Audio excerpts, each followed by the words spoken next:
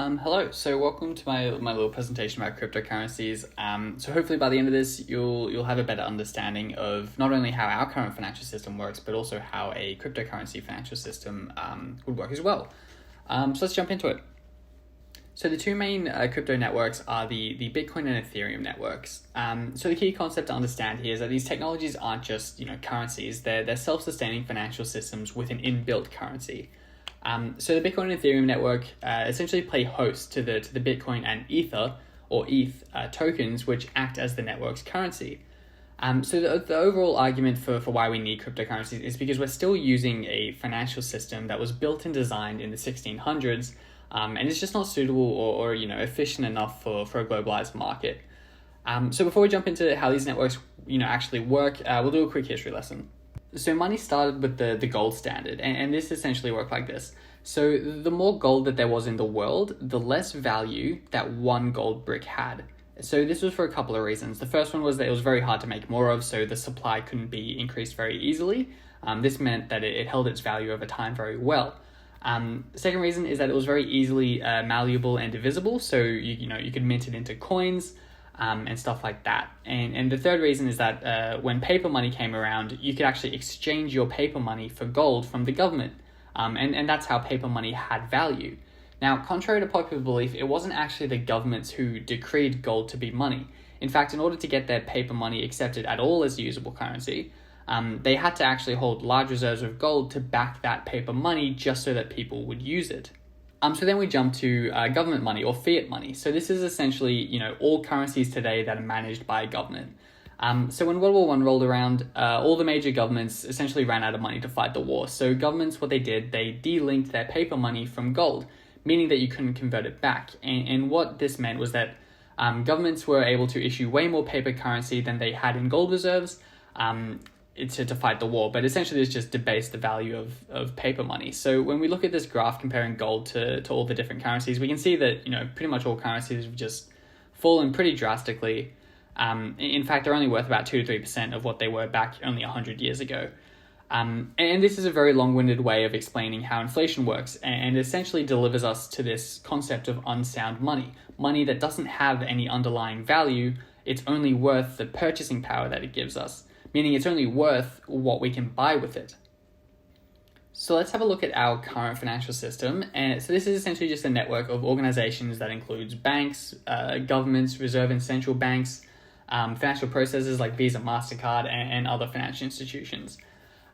So let's have a look at how this system creates money. So let's say the government wants to increase the money supply. They would do this through the Treasury. So the Treasury borrows money from the reserve banks by issuing a bond. So a bond is essentially just a big IOU, right?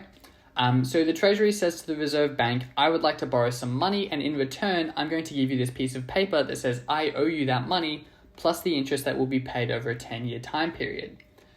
So this money that the government borrows from the Reserve Bank is the money that makes up our national debt.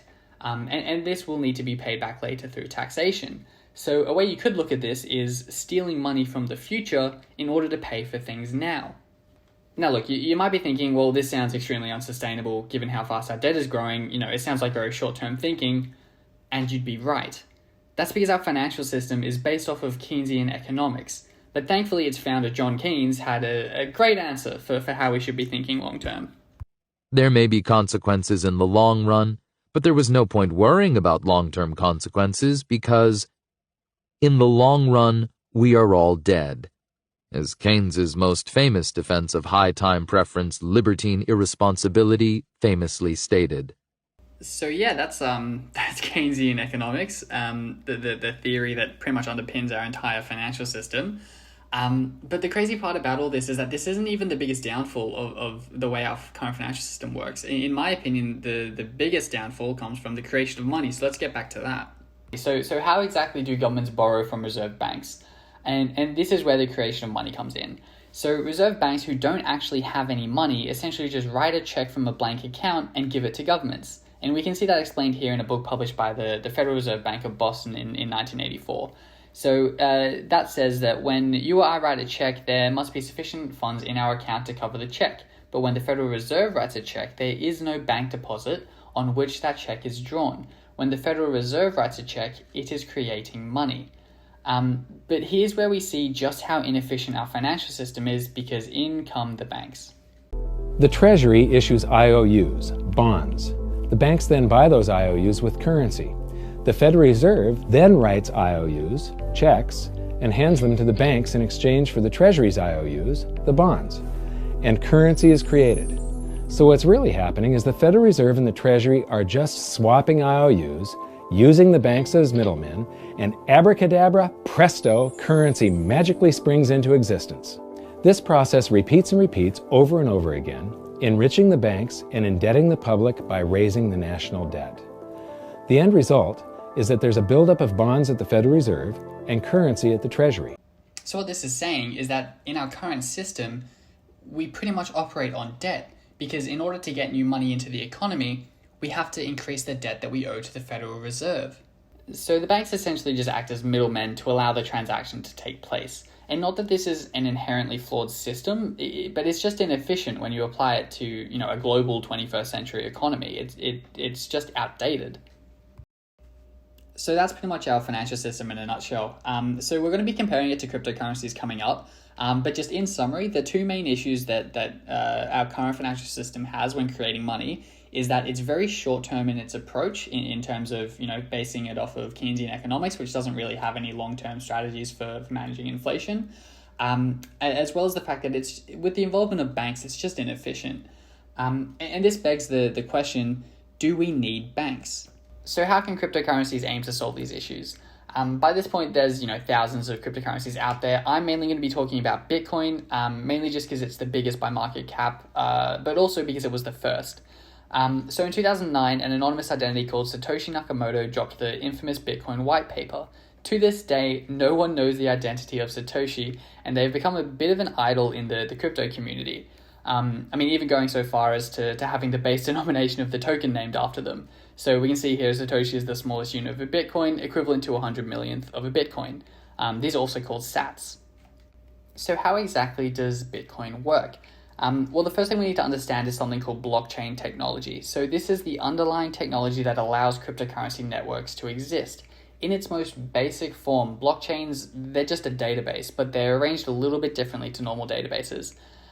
So here we have a normal database organized like this, but what a blockchain does is that it rearranges the blocks into a chain. Pretty straightforward. And this is what makes it so good at supporting cryptocurrencies, because this blockchain is essentially storing every single transaction that's ever happened on the network, one after the other. So that's essentially blockchain technology.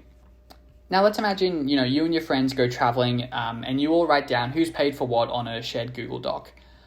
What's stopping me from just adding a transaction saying that you paid me $100 when in fact you didn't? So this is where your signature comes in. So this is not a normal handwritten signature. This signature actually changes depending on the type of transaction that you put into the Google Doc. So to sign your signature, everyone has a public key and a secret key.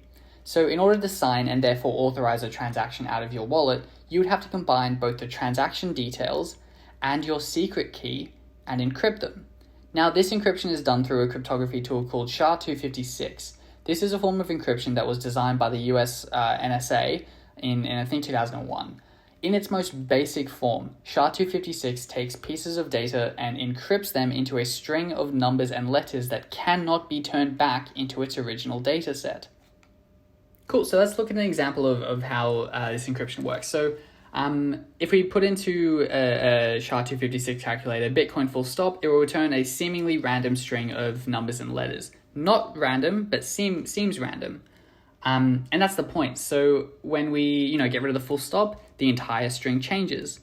Add an S to it, again, entire string changes.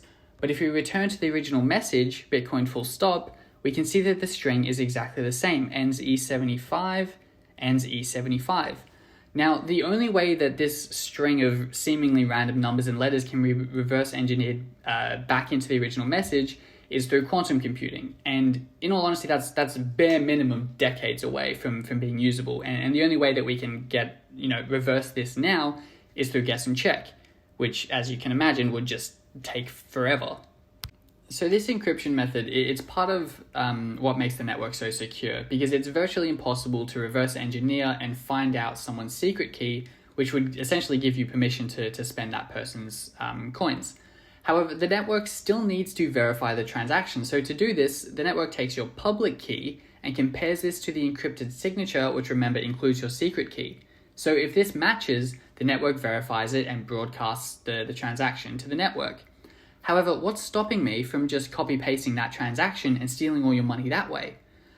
Well, that's because every time you sign a transaction, it also includes a unique identifier, meaning that every transaction, even transactions with the same details, is unique and can't be copy-pasted like that.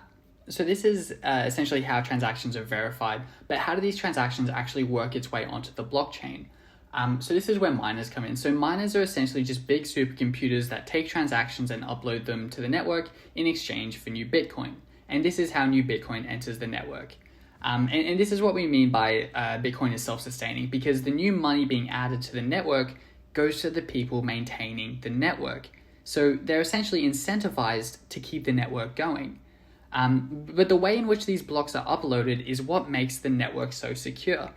So this process looks like this. So when a miner wants to upload a block, they encrypt the most recent block and include it at the beginning of their new block, meaning that the blocks and therefore the transactions within them cannot be changed or edited without redoing all of the work required to upload them in the first place. But let's look at why it's so hard for hackers to mess with this system, because you can't just jump in and edit this. So let's say you're a hacker and you want to change a transaction from a couple of days ago to give yourself more money. Well, you'd have to start at the most recent block and unencrypt every single block all the way back to the block with the transaction that you want to change. Of course, then you can change it, but you'd also have to then re-encrypt every single block that comes after it up until this new exit point in time. And that's basically just impossible to do, because the world's fastest supercomputers are already working on just uploading transactions in the legitimate way, because that's just what's more profitable for them. And we'll touch on why it's more profitable for them to just maintain the network in a second, but now we kind of understand how the transaction process works. I want to explain probably the most important innovation that makes cryptocurrencies so popular, and that is decentralization. So understanding decentralization is relatively simple. So let's imagine that instead of a shared Google Doc, you all keep your own version of your transaction lists. Now, you might be thinking, well, what's stopping me from just making up transactions on my list and passing it off as the one true list? Well, this is where nodes come in. So nodes are essentially just computers that run the Bitcoin network. However, these nodes, they're all connected, and they're always cross-referencing each other to make sure that all nodes are in agreement on the current status of that list. So let's take that hacker example from before. So this means that even if a hacker was able to successfully change the details of a block and get out undetected, this node would just check itself against all the other nodes operating in the network. It would realize that it's the only one showing the corrupted block and just correct itself to show what the majority of the network says. So in practice, Bitcoin runs on a 51% consensus, meaning that if hackers were to change details on the network, they'd have to successfully attack 51% of the active nodes in the network. But as we can see here from BitNodes, there's a lot of them, and we don't even know where almost 25% of them are. So tracking them down is going to be pretty near impossible. But this is the genius of it all, because let's say hackers are successful, Bitcoin is now compromised. Any sane person would just opt to move their money to a different cryptocurrency, and this would make Bitcoin and the Bitcoin that the hackers just hacked essentially worthless, meaning that even if they did get 51% control of the network, it would just make more financial sense for them to just mine Bitcoin and receive the rewards that way. And this is the key reason that makes decentralized crypto so powerful. It means that not only is it extremely hard, if not virtually impossible, for malicious actors to hack, but it's also nearly impossible for governments to influence or shut down, therefore making them incredibly censorship resistant and very helpful for the people who live under authoritarian governments. So I know that might be a lot to digest, so in summary, everyone's wallet has a secret and public key pair. Your secret key belongs to you and you only. So to sign a transaction, you broadcast a SHA-256 encrypted string, which includes your secret key, the transaction details, and an ID number. And this is what your signature is. So the network then verifies your signature using your public key to confirm against the secret key. Once verified, your wallet broadcasts the transaction to the network, and a miner comes along and organizes your transaction into a block and uploads that block to the network. Now this cements the transaction in place, aka instant settlement, And as a reward, the miner receives new Bitcoin. However, if you try to pass off a fake transaction, the node that you broadcast this to will realize and correct itself back to what the majority of the network deems to be the one true ledger. So now that we understand a little bit more about how cryptocurrencies work, I want to explain two of the core benefits that cryptos have over the fiat system. So the first one is that crypto is a return back to sound money. However, it's also uncontrollable, and I mean that in a good way, in the fact that no individual entity can control the direction of the network. So what makes Bitcoin sound money? Well, this is due to its inflation schedule. So unlike a government-run financial system where the money supply can be expanded due to politics, Bitcoin has a fixed supply of 21 million Bitcoin, meaning that there will only ever be 21 million Bitcoin in circulation. And this is by design. So this is the inflation schedule from essentially beginning to end of Bitcoin, and it's pretty simple to understand. So this blue line is the overall supply of Bitcoin, and the orange line is new Bitcoin entering the network. So the orange line that kind of step ladders down like this is essentially showing the rate at which new Bitcoin enters circulation. But it goes down like this because every 210,000 blocks that are added to the network, the reward that miners get for uploading transactions is halved. Now, eventually this will end with miners making a majority of their income from transaction fees instead of earning new Bitcoin. And this means that Bitcoin will continue to hold its value over time because no new coins are being added to the network, therefore it doesn't inflate. Now, in terms of where we're at now, we're about here. So we're still very early days, and this is one of the reasons why Bitcoin can be perceived as being volatile.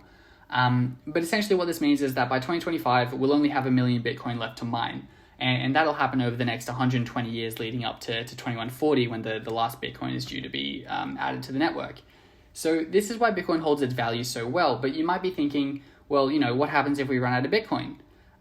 Because of what we know earlier from Satoshis and Sats, we know that Bitcoin is divisible down to the 100 millionth degree. So it doesn't really matter how many there are. That 21 million number, it's a little bit arbitrary. And even worst case scenario, hundreds of years down the line, and it turns out we do need more Bitcoin, we can either just vote to add more, or we can just break it down further. These things aren't fixed, and like any technology, it can be updated and improved. And so this feature of Bitcoin being essentially non-inflationary, it has more than just economic benefits, but it has societal benefits too. So in our current financial system, we're incentivized to spend now and not save for the future. This is because of inflation. So we know that $1 today is going to buy me less in 10 years than it would if I just spent it today. So there is no financial benefit for us to save and think for the future unless we can find the rare investment that, outpaces inflation. But with Bitcoin, this changes. Because it doesn't decrease in value over time, if anything, it will increase more as people adopt the currency, saving money for the future actually makes financial sense as well. So that's why Bitcoin and cryptocurrencies are considered sound money. But the second big benefit is that they're uncontrollable. And this is probably even more important in today's era of politics, because what makes Bitcoin so special is the fact that it's uncontrollable by any single government or entity. So here in the West, we're a little bit, luckier than most. Obviously, our financial system still has its flaws, but ultimately, the most good will be done in countries where authoritarian regimes have a stronger hold over their economy, and thus they're prioritizing, individual gain over prosperity of the people. Now, when I say uncontrollable, I don't mean uncontrollable in the surveillance sense, because contrary to popular belief, cryptocurrencies are not anonymous. They're pseudonymous. So this means that, none of your private information will ever be broadcasted, but that doesn't mean authorities can't trace your public information back to your private identity. So one example of this is when you go to buy Bitcoin, you have to go through an exchange. And due to, financial KYC requirements, exchanges require you to be identified. So if you transfer cryptocurrencies from the exchange to your wallet, authorities can simply just trace your crypto back to the exchange and get your personal details through them. So let's look at an example of what I mean when I say uncontrollable. So the main problem with cryptocurrencies at the moment is that blockchain tech it's very slow and expensive. So finding solutions to scale this tech is in very high demand. So in 2015, a solution was proposed called segregated witness, or SegWit. Now, TLDR, this update essentially reorganized the way that data was arranged in the blocks, therefore allowing more transactions to be fit into each block making it faster and cheaper to use. So good news all around. So as we can see here, the problem was that only Bitfury, Slushpool, BTCC, and a handful of other smaller mining pools and independent miners signaled for the upgrade when it went live in October. Some of the largest, like Bitmain's Ant Pool and F2 Pool, were less than eager to commit to the upgrade. So when SegWit was introduced in 2016, it was pretty much just dead on arrival, and it sat on the Bitcoin network as pretty much just dormant code. However, in 2017, this changed because of the discovery that mining Goliath Bitmain may have been covertly exploiting a vulnerability in Bitcoin's mining algorithm to milk up to a 20% efficiency boost with its miners. This meant that if the SegWit update was introduced, the mining companies would lose their 20% efficiency boost and therefore be less profitable. So here we have this, amazing example of an economic minority, the mining companies, imposing their will on the network to the detriment of the community. So this is when anonymous user Shaolin Fry came up with a solution that essentially involved users. So everyday people. So the solution was simple, if a bit risky. So by activating the UASF, which is essentially just an update that included SegWit. So by activating SegWit on their wallets and nodes, users will be giving miners an ultimatum: signal SegWit, or we will reject your block. So essentially saying, use our SegWit transactions, or you're not using our transactions at all, therefore cutting into your money. So in this case, if the miners don't play by the SegWit rules, they lose out on profit and harm their wellspring of income. And on the 1st of August 2017, this is exactly what happened. So users updated their devices and forced the mining companies to accept their SegWit-enabled transactions. And this cemented the update onto the network on a day that's now called Bitcoin Independence Day. And this paragraph from the article, it really sums it up quite well. So the biggest takeaway, however, is that Bitcoin Independence Day conveyed who really controls Bitcoin. Its aggregated user base, not the whims of a few mining and corporate oligarchs, are at the helm. This is why we celebrate August 1st. It was Bitcoin's first major community stress test, and rather than buckle under pressure, the community rose to the occasion. So this is what I mean by Bitcoin is uncontrollable. Simply put, the inherent value of cryptocurrencies can't be manipulated by governments like they've been doing for decades in the fiat system. And this shift to crypto will simply force governments to keep their spending in line with the money that they can get from taxing us. And it essentially stops them from creating money, which would be to the detriment of the population, and stops them from inflating their way out of problems. So hopefully that kind of explains how cryptocurrencies work a little bit, as well as what makes them so secure and in all honesty just a better alternative to the fiat system. But I want to leave you with a couple of innovations that have actually come out of cryptocurrencies that the fiat system can't do yet. So Sablier are a company that has essentially developed streaming payments. So imagine instead of being paid every month, your company essentially just enters your yearly pay into the Sablier website, and the protocol that this website is built upon essentially just streams the payments to you in real time as you earn it. Now, obviously, this would provide benefits for employees because, they get to invest that money themselves as they earn it instead of it sitting in a corporate bank account earning the company interest. But this also has benefits for companies as well, because they could be able to cut costs on payroll and invoicing all in one go. Now, the second one here is flash loans. So flash loans are pretty cool. They're essentially an innovation that allows a user to borrow a potentially unlimited amount of money with no credit checks or anything, as long as that money is paid back in the same transaction that is borrowed, something that is obviously only doable because of cryptos and instantaneous transfers. I'm not going to go into depth on how these work, as they're quite complicated and I don't even understand them fully, to be honest. But the benefits of this is going to be enormous because it essentially allows anyone with an idea to make money. You no longer have to be an investment bank to sit at the big boys table. You can, essentially just have an idea and execute it. And essentially just makes the world of investing a lot more fairer for everyone. Now, the third one here is liquidity pools. Now, in my opinion, I think this is one of the biggest innovations to come from crypto. I think these are going to be huge in the future. And I'm very, very excited to see where this space goes. But in essence, liquidity pools work like this. So you as a lender would essentially deposit money into the liquidity pool, which borrowers can then come along and borrow in exchange for fees. So and then in return for obviously giving liquidity to the pool, you get an LP token, which is essentially just a tokenized version of your original crypto, as well as the portion of fees that you earn by having that crypto invested in the liquidity pool.